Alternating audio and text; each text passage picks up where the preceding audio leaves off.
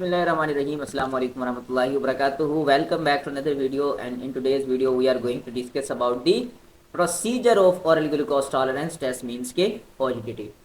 So friends I am really sorry कि मैंने video थोड़ी सी लेट बनाई है। इसकी वजह आप यकीनन जानते हैं, रमज़ान मुबारक है और तरावियों का सिलसिला होता है, तो उस वजह से मैं भी थोड़ा सा बिजी था और जुनाव थोड़ी सी रूटीन काफ़ी टफ थी, तो इस वजह से मैं वीडियो नहीं डाल पाया। आज भी मैंने बड़ी मुश्किल से उसका टाइम निकाला है क्योंकि व्यूवर्स को हम इंतज़ार नहीं करवा सकते, तो मैंने कहा कि यार आज जो मर्ज़ी हो जाए वीडियो हमने अपलोड करनी ही करनी है, क्योंकि काफ़ी गैप आ गया था यार पिछली वीडियो का और इस वीडियो का। तो हमने प्रीवियस वीडियो में बात की थी ओरल ग्लूकोज टॉलरेंस टेस्ट की, इंट्रोडक्टरी वीडियो थी, उसमें हमने देखा था कि इंडिकेशंस क्या हैं, कब लिख के दिया जाता है ये, और इसके लिए पेशेंट प्रिपरेशंस क्या हैं, ये सारी चीज़ें हमने उसमें देखी थी। कब हमने ओरल ग्लूकोज टॉलरेंस करना है, कब नहीं करना, कंडीशंस क्या हैं, all the things we have discuss in the previous lecture. मैं उसका जो लिंक है वो आपको यहाँ अनुकर में आई बटन होगा वहाँ पर भी डाल दूंगा। उसके अलावा यार इधर वीडियो के डिस्क्रिप्शन में डाल देता हूँ, उसके अलावा मैं कमेंट सेक्शन में दे दूंगा आपको, या जैसे ये वीडियो ख़त्म होगी एंड स्क्रीन पर भी लगा दूंगा ताकि आपके लिए आसानी हो जाए, वीडियो वो आप लाजमी देखना। अच्छा, तो ओरल ग्लूकोज टॉलरेंस टेस्ट के प्रोसीजर पे आते हैं। बातें हमने काफ़ी कर ली जी, चले चलते हैं आप अपने लेक्चर की तरफ। तो ओरल ग्लूकोज टॉलरेंस देखिए, सबसे पहले आप ये याद रखिए, क्योंकि एक नॉन मेडिकल पर्सन भी मेरी वीडियो देखता है तो उसके लिए भी आसानी होगी समझने के अंदर कि नॉर्मली जो है ये 2 घंटे का प्रोसीजर होता है एक नॉर्मल पर्सन के अंदर, ठीक है। लेकिन अगर कोई प्रेग्नेंट वुमेन है तो उसके अंदर यही प्रोसीजर सारा का सारा 3 घंटे में कन्वर्ट हो जाएगा, ठीक है। अभी आपके सामने मैं रखूंगा, कुछ कंडीशंस रखूंगा, उसको आपने ध्यान में रखना, ठीक हो गया। अब हम शुरू करते हैं जी ओजीटीटी को, जो कि WHO का रेकमेंडेड ओजीटीटी है। नॉर्मली जो किया जाता है नॉर्मल पर्सन में वो है 75 ग्राम वाला, ठीक है। अच्छा, एक होगा 50 ग्राम वाला टेस्ट, अभी आपके साथ डिस्कस करूंगा। एक होगा 75 ग्राम्स वाला टेस्ट, एक होगा 100 ग्राम वाला टेस्ट। रेकमेंडेड जो वर्ल्ड हेल्थ ऑर्गेनाइजेशन की तरफ से है वो नॉर्मल पर्सन में हम 75 ग्राम वाले टेस्ट को करते हैं, यानी कि हमारे पास 75 ग्राम ना ग्लूकोज होती, ठीक है। अब एक नॉन मेडिकल पर्सन वो समझ ले कि शुगर होती है 75%, ठीक है, यानी कि मीठा होता है 75%, आप इस तरह समझ सकते हैं।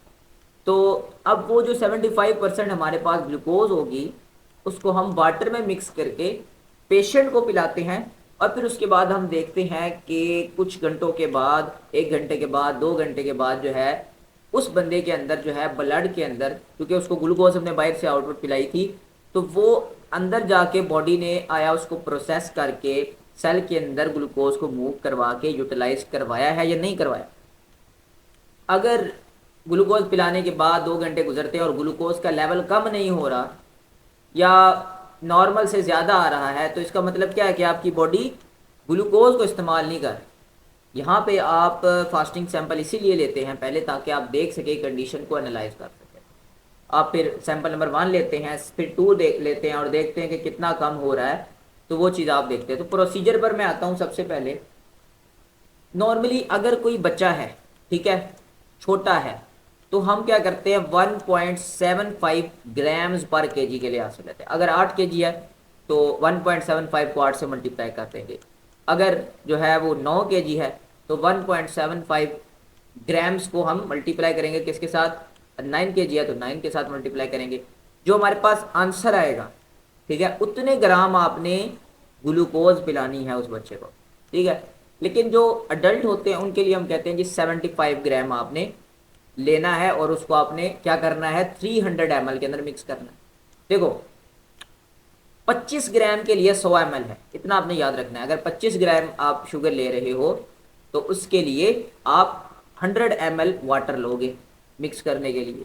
यूं आप 50 लोगे तो उसके लिए कितना होगा 200, और 75 के लिए अल्टीमेटली कितना बनेगा 300 ml।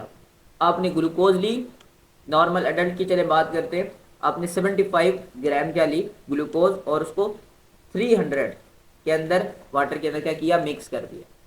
मिक्स करने के बाद आपने क्या करना है, पेशेंट से ये आपने कहना है कि वो इसे 5 मिनट के अंदर अंदर क्या करे, पी ले। यहाँ पे पेशेंट के ग्लूकोज पिलाने से पहले आपने एक सैंपल लाजमी लेना है, जैसे ही वो आता है, ठीक है जी।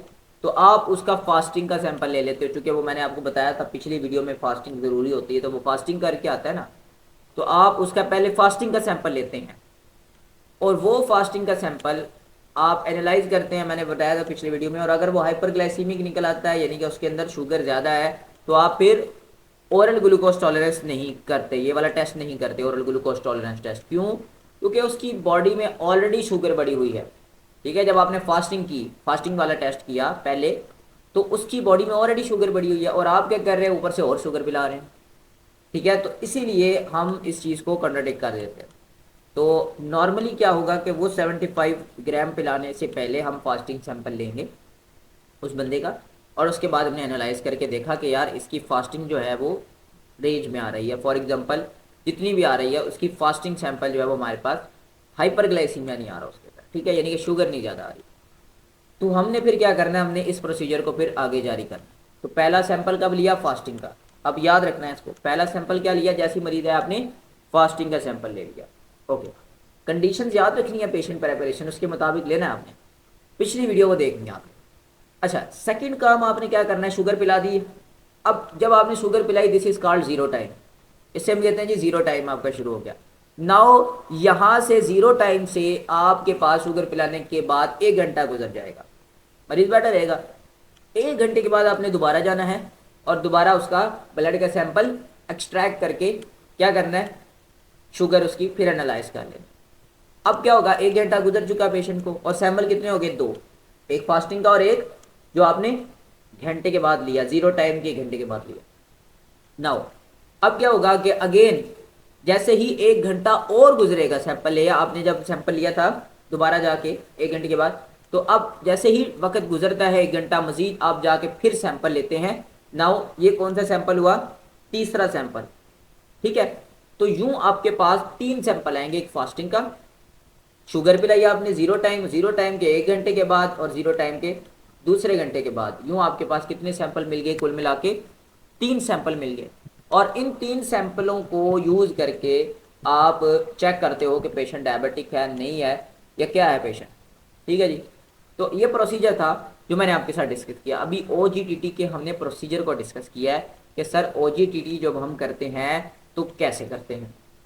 आई होप समझ में आ गई, रिपीट करने की ज़रूरत नहीं। अब ये तो जाहिर सी बात है, यहाँ पे आप वीडियो को बैक करके भी देख सकते हैं। मैं फिर सिंपल करके बताता हूँ। शुगर पिलाने से पहले आपने टेस्ट किया फास्टिंग का, जब फास्टिंग में आएगा एनालाइज कर लिया। एनालाइज करने के बाद आपने सर शुगर पिला दी, कितनी? 75 ग्राम, कितना? 300 ml में डाल के 5 मिनट से कहा यार पी लो, और ऐसे सबसे पी लेगा। पीने के बाद आपने जीरो टाइम उसे कहना है, जिस जब वो पी लेगा this is called zero time. Time आपने नोट कर लेना है। 1 घंटे के बाद आपने आके सैंपल लेना है एंड देन फिर मजीद 1 घंटे के बाद आपने आके तीसरा सैंपल लेना है। ठीक है, तो यूँ आप जो है वो ये प्रोसीजर है इसका। अब हम इंटरप्रिटेशन की तरफ आएंगे कि उसको फिर हम डायग्नोज कैसे करते हैं कि इस बंदे को डायबिटीज़ मेलिटस है या नहीं है। तो ये OGTT फॉर 75 ग्राम हमने डिस्कस किया। अभी हम देखेंगे कि यार 50 ग्राम और 100 ग्राम क्या होता है, उनमें क्या फ़र्क है। उसके लिए यार अलग वीडियो देखना ताकि आपको थोड़ी डिटेल की समझ में आए। ठीक है, मैं अलग से इसलिए बनाता हूँ ताकि यार थोड़ी सी आपको समझ में आती रहे बात। और वीडियो जब लंबी हो जाती है फिर आवाम जो है वो हमारी नहीं देखती है, बोर होना शुरू हो जाती है। तो डिटेल के लिए फिर आपको वीडियो तो देखनी पड़ती है। ठीक है, तो अब यहाँ पे आपके पास जो सैंपल आएगा वो आपको खुद बताएगा। ठीक है, अभी 2 घंटे के बाद वाला जो सैंपल होगा वो रैंडम की कैटेगरी में लाई कर रहा होगा और फास्टिंग की भी आपको वैल्यू पता होती है। तो नॉर्मली क्या होगा कि आपके पास अगर मिसाल के तौर पे जो 2 घंटे के बाद वाला सैंपल है वो 7.8 मिली मोल पर लीटर से जो है वो आपके पास क्या आ रहा है, कम आ रहा है। ठीक है, या 140 मिलीग्राम पर डेसिलिटर से कम आ रहा है ना, तो वो नॉर्मल है, जैसा कि रैंडम में होता है ना। तो ये वो रैंडम की कैटेगरी में आ जाएगा, 2R या पोस्टप्रांडियल हमने डिस्कस किया प्रीवियस वीडियो में। लेकिन अगर ये आपके पास 140 से 200 के बीच में आए, जैसे कि प्री डायबिटिक आपने देखा, तो वो इम्पेयर्ड फास्टिंग ग्लूकोज या इम्पेयर्ड ग्लूकोज टॉलरेंस कहलाएगी।